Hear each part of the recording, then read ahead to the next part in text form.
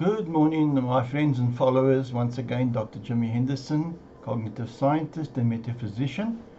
I know I haven't been online for a while. I've been quite busy. And I want to, what I want to do today is present you with an older video made a couple of years ago, which I think is still very relevant. My latest book, Understanding Metaphysics, which is available on Amazon and take a lot in South Africa. So I hope you enjoy the video, and I look forward to hearing from you. Any comments, I welcome any comments. Any questions you may want to pose, please feel free to do so. Cognitive scientist and metaphysician, and today I want to talk a bit more about the mind and how the mind plays a role in our perception of reality and also in what we perceive during meditation and our dreams as well. The mind has certain abilities which most of us don't even know about, and that explains how these phenomena can take place during meditation and how we are actually able to see with the inner eye and see human-like figures and make sense of a lot of the impressions that we are receiving out there. The first power of the mind is synesthesia.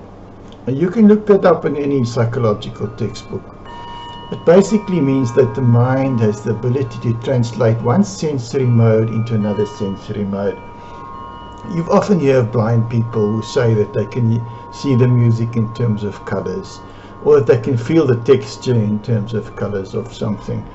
And we can also do that. In other words, we can translate one sense into another. In other words, the sensation of feeling and impressions we can actually translate into images. And this is what we do during meditation or even during our dreams. And the way this works is that our bodies, as we know, our bodies have an electrochemical basis to them. And we, if you believe in that which metaphysicians do, we actually are surrounded by energy and are formed of this energy at a subatomic level. In other words, we respond to energy. You know that some astronauts, when they go out into space, actually have to wear protective suits because the energy can be so dangerous that it can damage the body. So what happens if we accept the fact that our bodies do respond to energy, and being of an electrical nature, there's no reason why they shouldn't respond to energy which is electrical in nature. We are able to translate impressions, feelings and sensations from outside, in other words feelings from outside, into images through this faculty of synesthesia. So the way that this is done, as I say, is that during meditation or even during our normal day-to-day existence, when we are sort of in contemplative states, I would say usually when we are in an altered state, which is one of contemplation, a very relaxed state of mind, not busy, we're not with a busy mind at all. We are able to pick up these impressions at a subconscious level.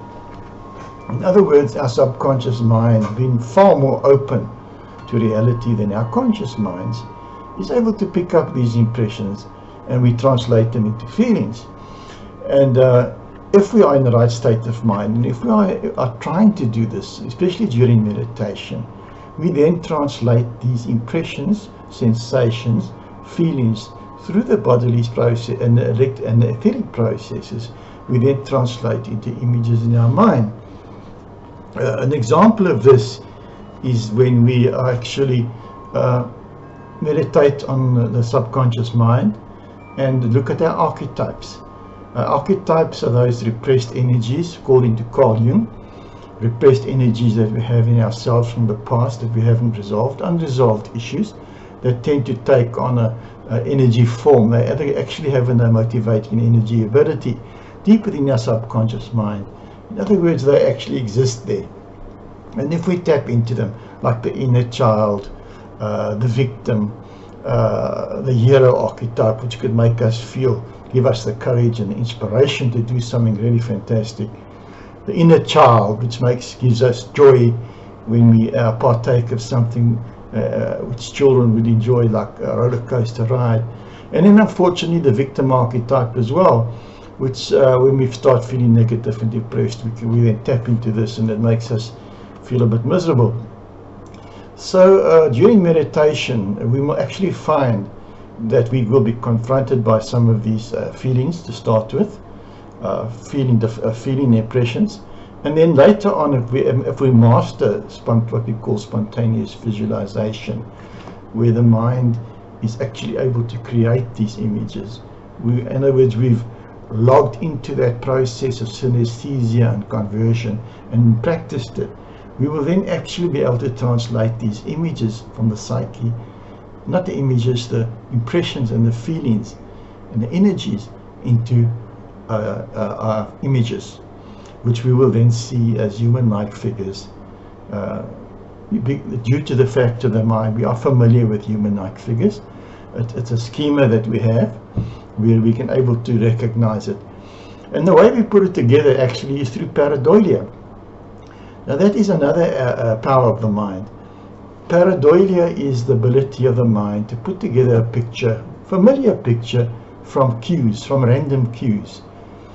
In other words, we will pick up these feelings, these energies during meditation, and we will be able to, through pareidolia, we will able to assemble it into something which is familiar. Which is most familiar to us would be a person. In other words, the characteristics of let's take the archetype for instance. The characteristics of the archetype, whether it's positive energy, happiness, joy, or on the other end, the depressed, negative feelings that have been repressed all these years, will then present themselves in human-like figures, as we have a schema for humans. And then the way it can be put together is through pareidolia. In other words, we'll have the cues, the energy, the promptings, the cues, the impressions will all then come together, and we will then form the impression of a human person, a human-like being. And for those of you that have done meditation, you'll know that that takes place when it comes to guides. And even if for those of you that believe in angels or have experienced angels, angelic beings, I call them celestials, it works in the same way. In other words, we're picking up the energy and we then translating it through pareidolia into a human-like figure through the process of synesthesia, which then allows us to convert those feelings, impressions of the energy, into images. Then through pareidolia, we then assemble the images into a human-like person with certain characteristics which reflect the type of energy with which we are being presented. In other words, a positive energy will give us an impression or image of light and nice, beautiful colors, where negative energy will probably come through as dark, depressing, and a person with dark clothes. So a lot of what we see is determined by our past.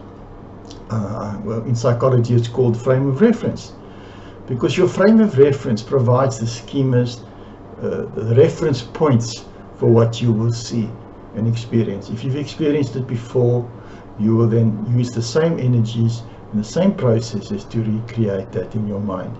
So a lot of what we perceive during meditation and during spiritual contacts is actually put together in the minds. There is something there, yes, there is the energy there, the impressions are there, the guidance is there, but what you actually see is put together in your own mind from your own memories and schemas. So I hope that has made it a little bit clearer for you when it comes to meditation. Yes, you are picking up something, you're picking up impressions and sensations which are being projected to you from another personality, and you then, this assembly is actually taking place in your mind. If you are very good and you work with telepathy, and you might actually see the actual picture of the person who is sending information to you, because their characteristics are coming through, their personality characteristics are coming through, and having possibly had contact with them previously, you'll then see that. Actually see the person when you receive the impression or the message. That is also true.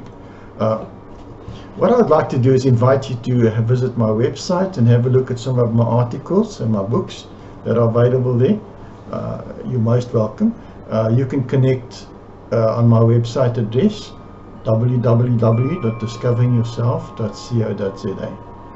www.discoveringyourself.co.za.